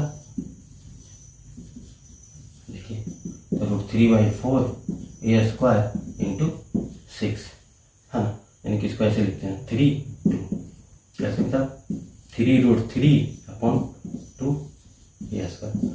आप जनरली जो एक ट्रायंगल का एरिया निकालेंगे उसको 6 से मल्टीप्लाई कर देंगे। अब जो देखिए आपका स्टैंडर्ड रिजल्ट क्या था, एरिया क्या था आपका NA²/4, कितना था आपका cot π/n, ठीक है। तो यहां से हम लोग निकाल के देखते हैं क्या, देखिए NA², n का वैल्यू कितना है आपका 6 के बाद 6 A²/4 इंटू cot π/6, cot π/6 कितना होता है आपका cot 30 डिग्री, cot π/6, यानी कि क्या लिख सकते हैं 3/2A² cot 30 degree. cot 30 degree का वैल्यू कितना होता है आपका √3 के बराबर होता है, cot 30 डिग्री का वैल्यू √3 के बराबर। तो अगेन देखिए 3√3/2A² आ गया ना, सेम रिजल्ट आया। देखिए इससे हम लोग प्रूफ करना चाहते हैं, देखिए अगर हमारे पास इक्विलैटरल ट्रायंगल है ना, इक्विलैटरल ट्रायंगल है तो उसका एरिया कितना होगा, इक्विलैटरल ट्रायंगल होगा तो n इक्वल टू कितना हो जाएगा आपका 3, कितना हो जाएगा आपका 3A²/4 इंटू cot 60, है ना, cot आपका कितना हो जाएगा π/3, यानी कि cot 60 का वैल्यू आपका कितना हो जाएगा 1/√3, cot 60 वाला 1/√3, कितना इसको हम बोल सकते हैं √3/4 A², है ना। तो इक्विलैटरल ट्रायंगल होगा, तब भी ये प्रूफ हो जाएगा। अगर सोचिए पास स्क्वायर है तो स्क्वायर के लिए कितना होगा n इक्वल टू 4, स्क्वायर के लिए क्या हो जाएगा आपका 4 इंटू A²/4 इंटू cot 90,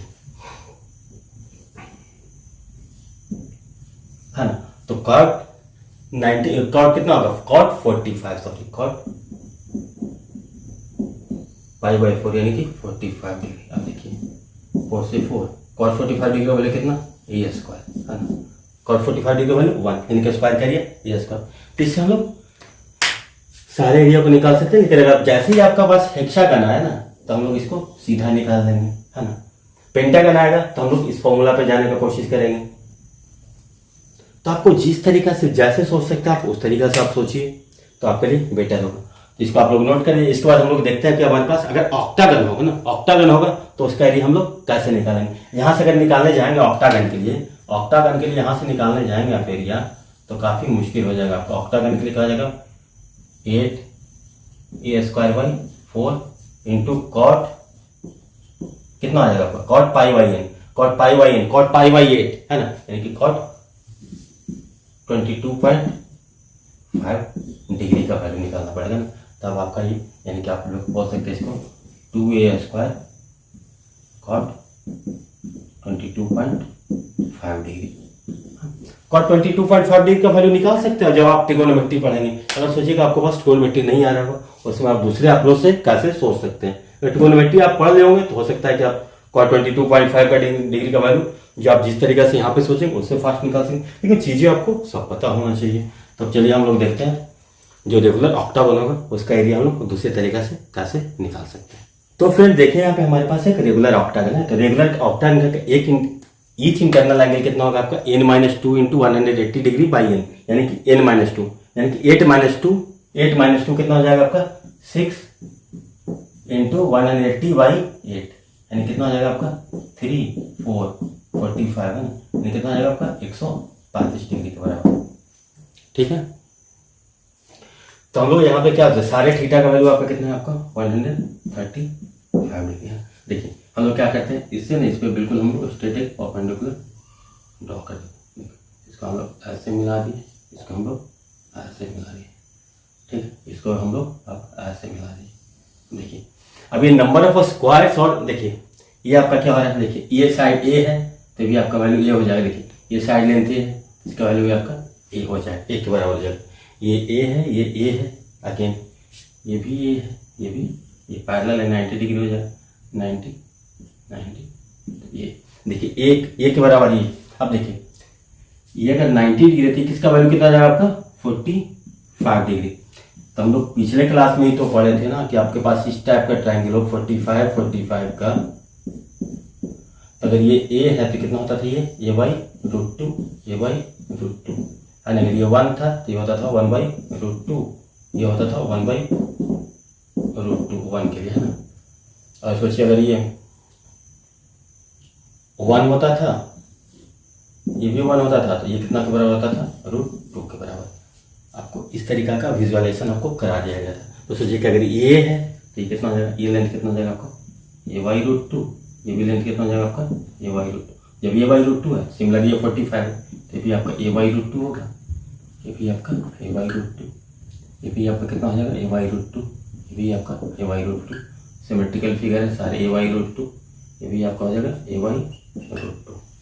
अब देखिए यहाँ पे क्या क्या फॉर्मेशन हो रहा है, आपका कितना हो रहा है, 1 2 3 4, 4 क्या बन रहा है आपका, रेक्टेंगल बन रहा है, 4 रेक्टेंगल बन रहा है, हाँ 1 2 3 4 आपका रेक्टेंगल बन रहा है। देखिए ये आपका एक स्क्वायर बन रहा है ना, और 4 आपका ट्रायंगल बन रहा है। तो टोटल एरिया कितना होगा, एक स्क्वायर है आपके पास, क्या है, एक स्क्वायर है। एक स्क्वायर कितने लेंथ का है, साइड लेंथ का है एक, यानी कितना स्क्वायर का एरिया कितना होगा, ए स्क्वायर, है ना।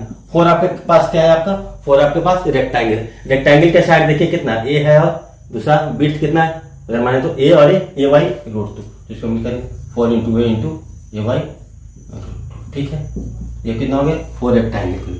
अब क्या होगा, 4 ट्रायंगल है, राइट एंगल ट्रायंगल 4 है, तो राइट एंगल ट्रायंगल 4 है, तो इसका कितना होगा, half of 4 × half of a/√2 × a/√2, यही होगा ना। तो इसको हम लोग क्या लिख सकते हैं, a² + 2√2 a² प्लस यहाँ सब क्या हो जाएगा, √2 × √2, 4 कितना आएगा, 2 से 2 कैंसिल, √2 ये कैंसिल, तो ये आपका a² हो गया, ठीक है। तो आपका टोटल एरिया इसका क्या हो जाएगा आपका, 2a² + 2√2 a², है ना। अगर यहाँ से हम लोग कॉमन लें तो क्या लिख सकते हैं, 2a² × 1 + √2, है ना। ये हो गया ऑक्टागन का कितना टोटल एरिया, 2a² × 1 + √2। अब सोचिए आपसे एक सवाल पूछ दिया जा सकता है यहाँ पे, है ना, कि कोई भी ऑक्टागन है ना, उसका एरिया आपको दे दिया जाएगा, एरिया दे दिया जाता है, आपका एरिया गिवन है ऑक्टागन का एरिया इस तरीके से, एरिया ऑफ रेगुलर ऑक्टागन, है ना। सम अष्टभुज का एरिया दे दिया जाता है आपको 50 × 1 + √2 मीटर स्क्वायर, ठीक है। तो यहाँ से आपसे पूछ जाता है कि साइड लेंथ। तो अगर आप इस तरीके से पढ़े हुए हैं तो आपको तो तुम्हारा तुरंत दिमाग में एरिया आ जाएगा कि 2a² × 1 + √2 होता है। तो इससे अगर हम लोग यहाँ पे इक्वेट कर देंगे तो क्या लिखेंगे, 50 × 1 + √2 के बराबर, इससे ये कैंसिल हो गया, देखिए ये गया कितना 25, यानी कि a² कितना के बराबर है आपका 25, यानी कि साइड लेंथ कितना हो जाएगा, a = 5 मीटर। देखिए विद इन अ सेकंड आपका प्रॉब्लम आपका सॉल्व हो गया, है ना। तो आइए एक दो बातें और छोटे छोटे उसको हम लोग आज सीख लेते हैं, उसके बाद आज का सेशन को क्लोज करेंगे। तो फिर देखिए यहाँ पे हम लोग एक और बहुत ही इंपॉर्टेंट बात है, वहां पे हम लोग थोड़ा जल्दी में डिस्कशन कर लेते हैं कि किसी भी पॉलीगॉन में ना अगर इवन नंबर ऑफ साइड्स हो, है ना,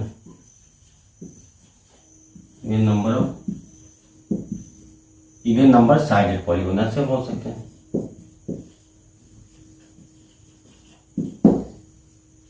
एक है आपका ऑड नंबर,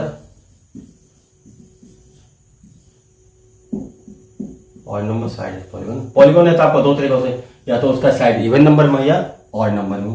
तो यहाँ पे आपका एक रिजल्ट होता है, आपको ये दिमाग में होना चाहिए। यहाँ पे क्या होता है ना कि अगर आपके पास इवन नंबर साइडेड पॉलीगॉन है, वैसे पॉलीगॉन जिसका कि आपका साइड इवन है ना, 2 4 6 के 2 तो होगा ही नहीं, 4 6 8 10 12, तो वहाँ पे क्या होता है ना, जो आपका पॉलीगॉन का जो एंगल बाइसेक्टर होता है ना,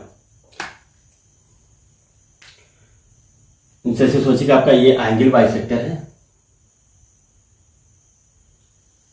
तो ये आपका इसका भी आपका ये एंगल बाइसेक्टर होगा। सामने वाला साइड को अगर इसको मिला देते हैं ना, तो वो भी उसका आपका एंगल बाइसेक्टर होगा। सोचिए इसका ये तो हमने सामने का साइड, इसका क्या हो जाएगा आपको, सामने का साइड तो आपका जो, तो जो ये अगर ये जो अगर एंगल बाइसेक्टर तो आपका ये इसका भी ये एंगल बाइसेक्टर, अगर ये ठीक था तो ये भी ठीक था, ये ठीक था तो ये भी आपका ठीक था। अब सोचिए ये है आपका कितना हो रहा है आपको 1 2 3 4, तो 1 2 3 4, तो इसका ये यहाँ से अगर ये एंगल बाइसेक्टर होगा तो इसका भी ये एंगल बाइसेक्टर होगा। ये ठीक था, ये ठीक था तो ये भी ठीक था, है ना। तो जो एंगल बाइसेक्टर होता है, जो सामने वाला साइड का एंगल बाइसेक्टर होता है, लेकिन यहाँ पे क्या होता है आपका इवन नंबर के लिए होता है ना, एंगल बाइसेक्टर होता है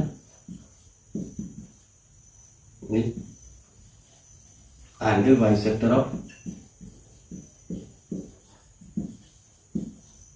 अपोजिट वर्टेक्स, है ना। ऐसे सोचते हैं angle bisector is angle bisector of opposite vertex. यहाँ पे क्या होता है एंगल बाइसेक्टर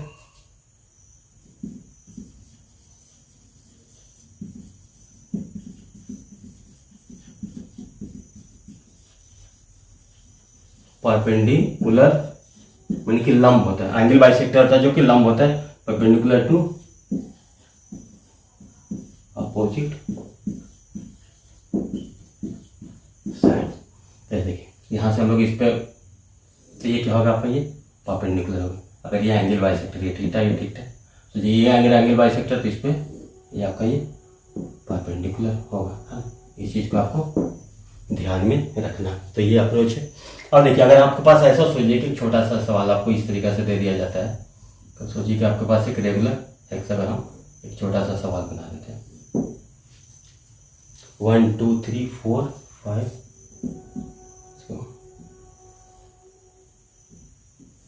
आपका ये रेगुलर हेक्सागन है ना। तो यहाँ से आपको इस तरीके से बना करके पूछ दिया जाए एक फिगर, ये इसको ऐसे मिला दिया जाए। अब पूछ लिया कि जो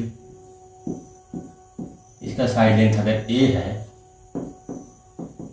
तो इस जो रेक्टेंगल फॉर्म हो रहा है इसका एरिया क्या होगा। तो देखिए ये कितना के बराबर होता था, आप पिछले क्लास में बहुत हैवी डिस्कशन हुआ था, 3 4 तरीका से इसको, तो ये √3 के बराबर है, ये ए के बराबर है ना। तो इसका जो एरिया होगा कितना हो जाएगा आपका √3 ये स्क्वायर हो जाएगा, है ना। इस तरीके से सवाल आपको पूछा जाएगा। आपको कुछ भी पूछा जाएगा तो बहुत आसानी से चीज़ों को विजुअलाइज करके बहुत अच्छे से सोच सकते हैं। तो उम्मीद है कि फ्रेंड्स आप लोग को ये भी बहुत अच्छे तरीके से समझ में आएगा पॉलीगॉन के बारे में। तो फ्रेंड्स इसके बाद हम लोग नेक्स्ट क्लास से स्टार्ट करेंगे कोऑर्डिनेट ज्योमेट्री, यानी कि निर्देशांक ज्यामिति के बारे में, है ना। और हम लोग देखिए यहाँ पे जो भी इस चैनल में पढ़े हैं बहुत डीप में पढ़े हैं और हर चीज़ को बहुत माइन्यूटली सीखने का कोशिश किया है, आपको सिखाने का कोशिश की है। क्योंकि एक बार आपका बेसिक अगर बढ़िया हो जाता है तभी आपका ज्योमेट्री का नैया पार लगेगा। अदरवाइज ज्योमेट्री ऐसा सब्जेक्ट है ना जिसका नैया आपको पार लगाना बहुत मुश्किल। आप सोचें कि याद करके प्रॉब्लम को सॉल्व कर लेंगे, 50 टाइप का प्रॉब्लम, 60 टाइप का प्रॉब्लम, पहले आपका थ्योरी पूरा क्लियर हो जाएगा, आपका कितने टाइप का वैरायटी का थ्योरी हो सकता है, कितने टाइप का क्वेश्चन। उसके बाद आप देखिए ना, कोई भी क्वेश्चन उठा करके देख लीजिए ना, आप किसी भी पेपर का, आपके पास अगर जितना पढ़ाया गया 45 46 क्लासेज में सारे ज्योमेट्री को बिल्कुल बेसिक्स, अगर उसको आप क्लियर करके रखेंगे तो आपसे सवाल ऑटोमेटिक बनेगा।